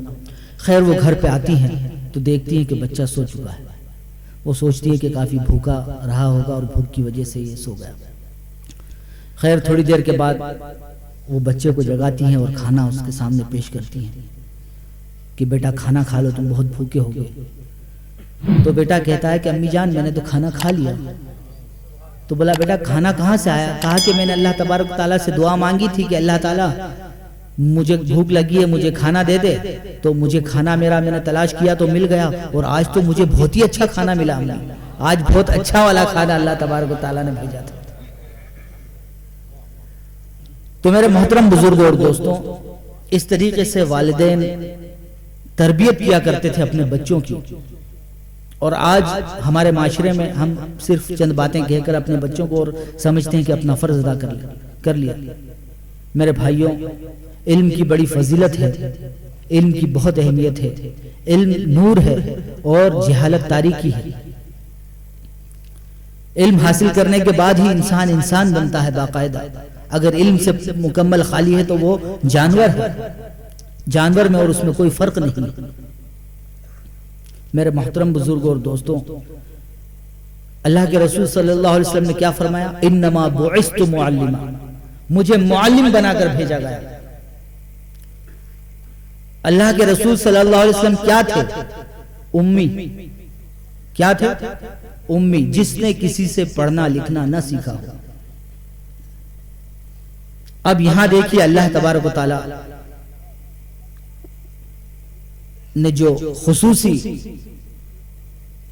کرم اور خصوصی نوازش اللہ کے رسول صلی اللہ علیہ وسلم کے ساتھ کی، تمام انبیاء کرام کو مختلف علوم دیے گئے، لیکن اللہ تبارک و تعالی نے حضرت محمد صلی اللہ علیہ وسلم کو اس دنیا کا سب سے بڑا عالم بنایا، لیکن آپ کو قلم و کرتاس اور علم حاصل کرنے کے تمام ذرائع جتنے بھی ہوتے ہیں ان سے پاک رکھا، محفوظ رکھا، اور اس دنیا کے اندر آپ کا معلم کسی اور کو نہیں بنایا، بلکہ براہ راست خالق کائنات نے آپ کو تعلیم دی اور براہ راست آپ کو علم عطا فرمایا۔ اور وہ واقعات آپ لوگوں نے سنے ہوں گے، ایک مرتبہ میں نے تفصیل سے ذکر کیا ہے جن کا، کہ حضرت جبرائیل علیہ السلام آ رہے ہیں، سینے کو چاک کر رہے ہیں، علم کے نور کو ڈال رہے ہیں، مختلف پاکیزہ نور کو ڈال رہے ہیں۔ 4 مرتبہ یہ واقعہ پیش آیا۔ خیر، تو اللہ کے رسول صلی اللہ علیہ وسلم کو اس دنیا کا سب سے بڑا عالم اللہ تبارک و تعالیٰ نے بنایا، اور ہر چیز کا آپ کو علم عطا فرمایا، اور آپ نے علم کے بارے میں اتنی احادیث ہے کہ اگر میں ذکر کرنے جاؤں گا تو پوری رات گزر جائے گی، لیکن وہ حدیثیں ختم نہیں ہوگی، اتنی علم کے فضائل میں حدیث ہے۔ تو میری یہ گزارش ہے ہمارے نونہالوں سے، ہمارے نوجوانوں سے، کہ میرے بھائیوں، آپ علم کی طرف اپنے قدم کو بڑھائیں۔ کوئی چیز ناممکن نہیں ہے۔ کوئی اس بات کا شکوہ نہ کرے کہ میرے پاس ذہن کم ہے، یا مجھے یاد نہیں ہوتا، یا میں یاد نہیں کر پاتا۔ سب کا دماغ 19-20 ہوتا ہے، اس سے زیادہ فرق نہیں ہوتا۔ بس کسی کو 2 بار میں یاد ہو جاتا ہے، کسی کو 3 بار میں یاد ہوتا ہے، کسی کو تھوڑی محنت کرنی پڑتی ہے، کسی کو کم محنت میں کام ہو جاتا ہے، لیکن 19-20 ہی رہتا ہے لگ بھگ۔ انسان کی محنت کے اوپر ہے۔ انسان محنت کرتا ہے تو وہ آگے بڑھتا ہے۔ محنت بہت ضروری چیز ہے، بغیر محنت کے اس دنیا کے اندر کچھ حاصل نہیں ہوتا۔ انسان چاہے کاروبار کرے، چاہے انسان علم سیکھے، یا اور کوئی بھی کام کرے، ہر چیز میں محنت شرط ہے، بہت محنت کرنی پڑتی ہے، تب جا کے کوئی چیز حاصل ہوتی ہے انسان کو۔ آج دنیا کے اندر ہم دیکھیں جو بڑے بڑے مقام پر پہنچے، جو بڑے بڑے عہدوں پر پہنچے، جن کو پوری دنیا نے جانا، جن کے علم کا اور جن کے ہنر کا لوہا پوری دنیا نے مانا، وہ تمام لوگ بڑی محنتوں سے آگے بڑھے۔ آپ سب جانتے ہوں گے، اور ہمارے نونہال تو اچھی طریقے سے جانتے ہوں گے، ہمارے نوجوان، آئنسٹائن کے بارے میں۔ آئنسٹائن جو کہ 1879 میں پیدا ہوا اور 1955 میں انتقال کر گیا، وہ کوئی بہت ذہین طالب علم نہیں ہوا کرتا تھا اپنے دور کا۔ اس کے اندر کوئی ذہانت نہیں تھی۔ 9 سال تک تو بالکل جو ہے وہ ایک عام بچہ تھا، اور ایک زمانہ ایسا آیا تھا کہ اس کو اس کلاس سے نکال دیا گیا تھا، کیونکہ اس کی بے توجہی کی طرف وجہ سے، تعلیم کی طرف بے توجہی کی وجہ سے دوسرے طالب علموں پر برا اثر پڑ رہا تھا۔ اس وجہ سے اس کے اساتذہ نے، اس کے ٹیچرز نے اس کو اسکول سے نکال دیا تھا، اور یہاں تک کہ اس کے ایک ٹیچر نے لکھا ہے، البرٹ واز لیزی ڈاگ، وہ ایک سست کتا تھا، یعنی سست انسان تھا، اس کے ایک ٹیچر نے لکھا ہے۔ تو وہ اتنے بلند مرتبے پہ کیسے پہنچا؟ اس کے بارے میں آتا ہے کہ جب وہ اسکول جایا کرتا تھا تو کنڈکٹر سے اس کی بڑی جھڑپ ہوا کرتی تھی، حساب کتاب کے معاملے میں، آئنسٹائن کی۔ اور ہمیشہ وہ کہتا تھا کہ تمہیں اتنے پیسے دینا چاہیے تھے اور تم نے اتنے دیے، اتنے کم دیے، اتنے زیادہ دیے۔ ایسی ان دونوں کے درمیان جھڑپ ہوتی رہتی تھی، اور جب فیصلہ کیا جاتا تھا تو ہمیشہ کنڈکٹر صحیح نکلتا تھا۔ ایسا کئی مرتبہ ہوا تو کنڈکٹر نے آئنسٹائن سے یہ کہا تھا کہ ارے تو حساب جوڑ اور گھٹاؤ تک نہیں کر سکتا، تو زندگی میں کیا کرے گا؟ تو زندگی میں کیا کرے گا؟ تو جوڑ گھٹاؤ نہیں کر سکتا۔ یہ بات اس کے دل پہ لگ گئی، اور اس نے کہا کہ اب میں حساب پڑھوں گا، حساب سیکھوں گا۔ اور اس کے بعد وہ وقت آیا کہ آئنسٹائن نے اس دنیا کے سامنے تھیوری آف ریلیٹیوٹی کا وہ نظریہ پیش کیا کہ جس نے سائنس کی دنیا میں انقلاب برپا کر دیا. اور ایک وہ زمانہ آیا کہ اسرائیل کی صدارت آئنسٹائن کو دی گئی، پیش کی گئی. تو آئنسٹائن نے اس وقت یہ الفاظ کہے تھے کہ سیاست جو ہے وہ ایک بہت برے الفاظ میں اس نے کہا تھا کہ سیاست ایک کینسر ہے. اور لگ بھگ 1933 میں آئنسٹائن نے ہٹلر کے جرمن کو چھوڑ دیا تھا، اور اس وقت ہٹلر کی حکومت نے یہ اعلان کیا کہ جو آئنسٹائن کو قتل کرے گا اس کو 20,000 کا انعام دیا جائے گا. لیکن آئنسٹائن کی شہرت اس وقت اتنی بلند ہو چکی تھی کہ کسی کی اتنی ہمت نہیں ہوئی کہ آئنسٹائن کی طرف ہاتھ اٹھائے اور اس کا قتل کرے. خیر تو وہ اتنی بلندیوں پر پہنچا، ایک عام سا لڑکا، اور اس کی زندگی، بہت سارے لوگ یہ کہتے ہیں کہ صاحب ذرائع نہیں ہیں، حالات نہیں ہیں، ایسے امیروں کے بچے بہت پڑ جاتے ہیں. میرے بھائیوں، اگر آپ کے اوپر حالات مشکل ہیں تو یاد رکھو آپ کے لیے سب سے بڑی نعمت ہے. انسان ہمیشہ مشکل حالات اور مصیبتوں کے اندر ہی سورا کرتے ہیں اور بنا کرتے ہیں. نبی پاک علیہ السلام ایک شخصیت نے پوری عرب کی کایا کو پلٹ دیا تھا. اس شخصیت نے کیسے کیسے مصائب جھیلے، کیسی کیسی مصیبتیں جھیلی. تو مشقتیں اور مصیبتیں ہیں، پیسہ نہیں ہے، فیس نہیں ہے، گھبراؤ مت، خوشیاں مناؤ. یہ تمہارے لیے چیلنج ہے اپنے آپ کو نکھارنے کا، مضبوطی کے ساتھ آگے بڑھنے کا. تم آگے بڑھنے کا حوصلہ رکھو، اللہ تبارک و تعالیٰ تمہارا حامی اور مددگار ہوگا. تمہارے راستے بنتے چلے جائیں گے اور تم کہیں کے کہیں پہنچ جاؤ گے. لیکن میرے بھائیوں، محنت کرنے کی ضرورت ہے، مشقت کرنے کی ضرورت ہے. ہم تھوڑا سا دھیان دیتے ہیں اور تھوڑا سا کوئی چیز سمجھ میں نہیں آئی تو پھر لاپرواہی کر دیتے ہیں، جوشیلے طور پر کوئی بھی کام کو شروع کرتے ہیں اور ختم کر دیتے ہیں. نیوٹن کے بارے میں آپ جانتے ہوں گے، جس نے بڑا نام کمایا، وہ بھی بڑا سائنسداں ہے. وہ ایک مرتبہ ایک مضمون لکھ رہا تھا. اس نے اپنے مضمون کو مکمل کیا اور چراغ جل رہا تھا. وہ وہیں کاغذات کو چھوڑ کر چراغ کے پاس بیت الخلا گیا. اتنے میں اس کا پالا ہوا کتا ٹونی، جس کا نام رکھا تھا اس نے، ٹونی آیا، اس نے چھلانگ ماری اور وہ چراغ سیدھے کاغذوں کے اوپر گرا اور اس نے سارے کاغذات کو جلا دیا. جب وہ وہاں سے واپس آیا، اس نے یہ حال دیکھا تو اس نے صرف اتنا لفظ کہا، ٹونی تو نے میرا کام بڑھا دیا، ٹونی تو نے میرا کام بڑھا دیا. اور اس کے بعد نئے سرے سے اس نے مضمون کو پھر سے لکھنا شروع کیا اور کئی مہینوں کی محنت کے بعد وہ مضمون مکمل ہوا اور پھر دنیا کے سامنے منظر عام پر آیا. تو ان لوگوں کے اندر محنت اور لگن کا وہ جذبہ تھا جس کی وجہ سے وہ بلندیوں پر پہنچے. اور ہمارے اسلاف نے بھی ایسے اتنے واقعات ہیں اور ایسی چیزیں ہیں کہ بیان کریں تو جن کی کوئی مثال نہیں مل سکتی اس دنیا کے اندر. ہمارے اسلاف کے ایسے حیرت انگیز واقعات ہیں. ہمارے اسلاف نے ایسی حیرت انگیز قربانیاں دی ہیں. تو میری یہی التجا ہے آپ تمام حضرات سے اور خاص طور سے ہمارے نوجوانوں سے کہ اپنے وقت کی اہمیت کو سمجھیں، اپنے وقت کی اہمیت کو جانیں. موبائلوں کے اندر اور فالتو مصروفیات کے اندر اپنے وقت کو ضائع نہ کریں. زیادہ سے زیادہ علم حاصل کرنے میں اپنے وقت کو لگائیں. اور والدین سے میری یہ بہت زیادہ مؤدبانہ درخواست ہے کہ اپنے بچوں کی تعلیم کی طرف توجہ دیں. علم بہت بڑی نعمت ہے. علم ہمارا جو ہے الحکمت ضالۃ المومن، کہ حکمت اور دانائی یہ مومن کا کھویا ہوا سرمایہ ہے. اللہ کے رسول صلی اللہ علیہ وسلم نے فرمایا یہ سرمایہ جہاں بھی اسے ملے اسے لے لے. اور علم کے لیے کوئی تقسیم اور تخصیص کی ضرورت نہیں ہے. طلب العلم فریضۃ علی کل مسلم، ہر مسلمان کے اوپر علم کا حاصل کرنا فرض ہے. کسی بھی مذہب نے دنیا کے اپنے ماننے والوں کے لیے علم کا حاصل کرنا فرض نہیں قرار دیا ہوگا.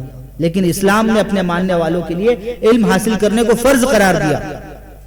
لہذا شریعت کا اور دین کا اتنا علم حاصل کرنا جس سے کہ حلال و حرام، جائز و ناجائز اور رات دن کے جو نماز روزے کے کام ہیں وہ انسان آسانی سے کر لے، اتنا علم حاصل کرنا دین کا ضروری ہے. اس کے علاوہ دنیاوی علم حاصل کرنا بھی ضروری ہے، کیونکہ انبیاء کرام کو اللہ تبارک و تعالیٰ نے مختلف دنیاوی علوم سے نوازا. ابھی جیسے میں نے آپ کو بتایا کہ صنعت، حرفت اور زراعت کے علم سے حضرت آدم علیہ السلام کو نوازا، اسی طریقے سے زرع بنانے کا علم حضرت داؤد علیہ السلام کو دیا گیا، اور حضرت سلیمان علیہ السلام کو جو بلندیاں ملی اس میں بھی جو ہے علم کا بڑا ہاتھ ہے. حضرت سلیمان علیہ السلام کا واقعہ آپ نے سنا ہوگا. مجھے لگتا ہے وقت زیادہ ہو رہا ہے، بات کو اپنی ختم کر دینا چاہیے. کتنا وقت ہو گیا؟ جی میں بس ایک بات کہہ کر اپنی بات کو ختم کرتا ہوں. حضرت سلیمان علیہ السلام، آپ نے سنا ہوگا واقعہ کہ بلقیس ہدہد ایک مرتبہ غائب رہا. حضرت سلیمان علیہ السلام کہا کرتے تھے کہ مجھے پرندوں کی بولی سکھائی گئی ہے، قرآن مجید میں جس کا ذکر ہے، پرندوں کی بولی جان لینے کا علم دیا ہے. خیر میں یہ بتا رہا تھا کہ حضرت سلیمان علیہ السلام کے یہاں سے ہدہد کچھ دنوں کے لیے غائب ہو گیا. انہوں نے کہا کہ آئے گا تو اس کو سزا دوں گا، لیکن جب وہ آیا تو بڑی اچھی خبر لے کے آیا بلقیس کی. اب جب اس کی پوری خبر حضرت سلیمان علیہ السلام نے سنی تو آپ نے کہا کہ جن وغیرہ سب کے اوپر حکومت اللہ تبارک تعالیٰ نے دی، ہواؤں پر حکومت، سمندروں پہ حکومت اور جنوں پہ حکومت، ساری مخلوق پہ حکومت. تو انہوں نے کہا کہ کون ہے بھائی بلقیس کے تخت کو، وہ لوگ حاضر ہوں اس سے پہلے بلقیس کے تخت کو یہاں لے آئے. تو قال عفریت من الجن، ایک ہیکل جناتوں کے پہلوان نے کہا انا آتی کا قبل ان تقوم، میں اس کو آپ کی جگہ سے آپ کھڑے ہوں اس سے پہلے آپ کے پاس لے آؤں گا. کہا کہ بہت دیر ہو جائے گی. تو ایک اور شخص نے کہا جس کے بارے میں قرآن مجید فرماتا ہے کہ قال الذی، اس شخص نے کہا جس کو عنده علم من الکتاب، جس کے پاس کتاب کا علم تھا. اس شخص نے کہا کہ انا آتی کا، میں اس کو آپ کے پاس لے آؤں گا قبل اس کے کہ آپ کی پلک جھپکے. تو یہ کس نے کہا؟ اس کی صفت کیا قرآن مجید نے بتائی؟ عنده علم من الکتاب. وہ بھی اس بات پر اس لیے قادر ہو گیا کہ اس کے پاس علم تھا جس نے اسے اس بات پر قادر بنا دیا کہ وہ ہزاروں کلومیٹر کی مسافت کو اور دوری کو ایک پلک جھپکتے میں مکمل کر کے اور حضرت سلیمان علیہ السلام کے سامنے تخت کو پیش کر دے، جس کا نام آصف بن برقیہ تھا. تو آصف نے یہ کام انجام دیا اور پلک جھپکتے میں تخت ان کے سامنے آ گیا. خیر تو علم کی وجہ سے یہ چیز ان کے ساتھ بھی پیش آئی. خیر اللہ تبارک و تعالی ہم سب کو علم کی طرف توجہ دینے کی توفیق عطا فرمائے اور ہمارے نوجوانوں کو، ہمارے نونہالوں کو علم حاصل کرنے کی توفیق عطا فرمائے. دنیا کے تمام علوم یہ سب اللہ ہی کے علوم ہیں. کائنات کی تخلیق کے اندر غور و فکر کرنے کا حکم اللہ تبارک و تعالیٰ نے دیا ہے. اگر ہم سائنس کو جانیں گے، سائنس کا علم ہوگا تو ہم کائنات کی اندر غور و فکر کر سکتے ہیں. اور بہت ساری قرآن کے اندر ایسی چیزیں بتائی گئی ہیں جس کا ہم انکشاف کر سکتے ہیں. بہت ساری ایسی چیزیں جیسے تھیوری آف ریلیٹیوٹی ہے، یہ بہت بعد میں دنیا کے سامنے آئی جس کو آئنسٹائن نے پیش کیا اور اس کو ایک بہت بڑی کامیابی مانا گیا. اس کو اگر قرآن مجید کے اندر غور و فکر کیا جاتا تو 1400 سال پہلے قرآن مجید نے پیش کر دیا تھا. لہٰذا فرمایا ہے قرآن مجید میں کہ ہم نے ہر چیز کو جوڑا جوڑا پیدا کیا ہے. تو تھیوری آف ریلیٹیوٹی کو اس طریقے سے قرآن مجید نے بہت پہلے ہی پیش کر دیا تھا. لیکن ایسی بہت ساری چیزیں ہیں، اگر ہم سائنس کا علم حاصل کریں گے اور دیگر دنیاوی علوم کو بھی حاصل کریں گے تو ہم بہت ساری چیزوں کو جانیں گے اور بہت ساری ایسی چیزیں قرآن مجید کی اور احادیث شریف کی جو ہم سمجھ نہیں پاتے اس کو سمجھ سکیں گے. اللہ تبارک و تعالیٰ کہنے سننے سے زیادہ عمل کرنے کی توفیق عطا فرمائے اور ہم سب کو نافع علم عطا فرمائے۔ اللہ کے رسول صلی اللہ علیہ وسلم ہمیشہ دعا مانگا کرتے تھے کہ ربی زدنی علما، ایک دعا یہ ہے، اور آپ ہمیشہ دعا مانگتے تھے کہ اللہم انی اسألوک علما نافع، اے اللہ میں تجھ سے علم نافع مانگتا ہوں، مجھے علم نافع عطا فرما۔ اور آپ فرمایا کرتے تھے اللہم انی اعوذ بک من علم لا ینفع، اے اللہ میں تیری پناہ چاہتا ہوں ایسے علم سے جو علم نفع دینے والا نہ ہو۔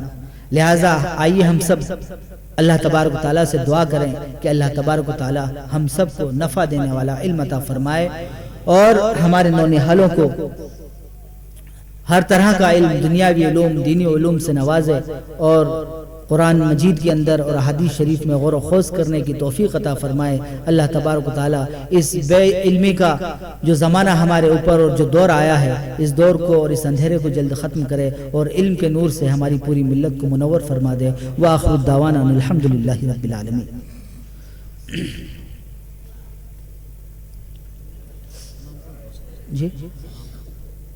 جی ٹھیک ہے۔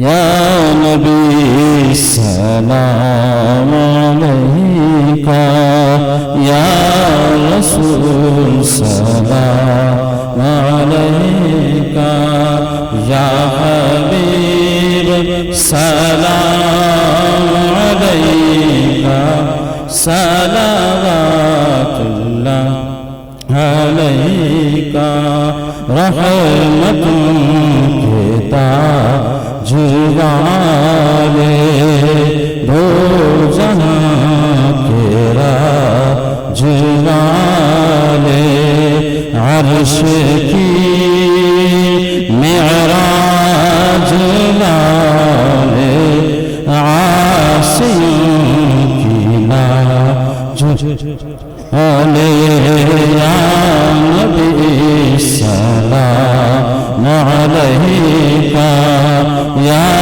رسول سلام علیکہ، یا حبیب سلام علیکہ، صلوات اللہ۔ یا رسول اللہ،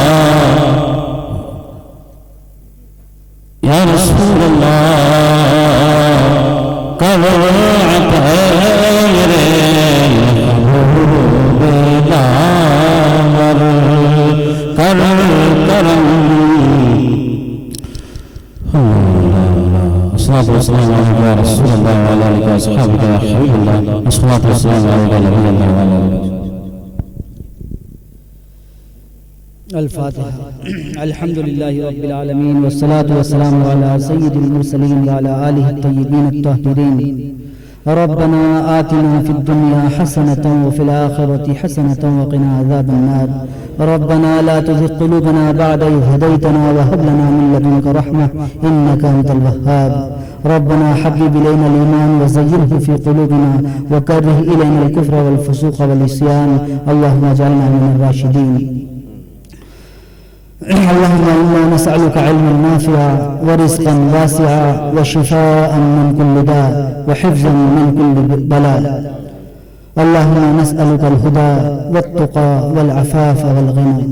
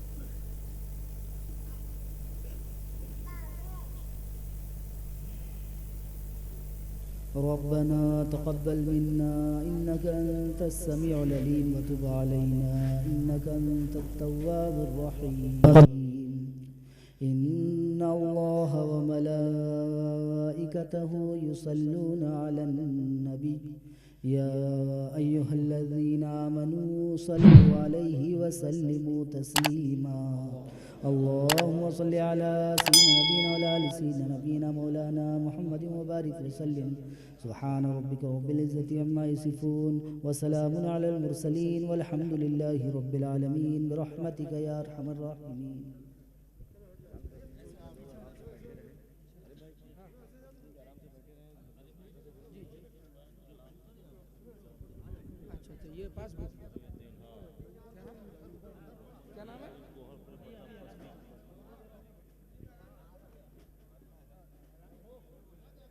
بھائی کسی صاحب کا یہ بینک کا پاس بک کھو گیا ہو تو یہاں سے حاصل کر سکتے ہیں ہے نا.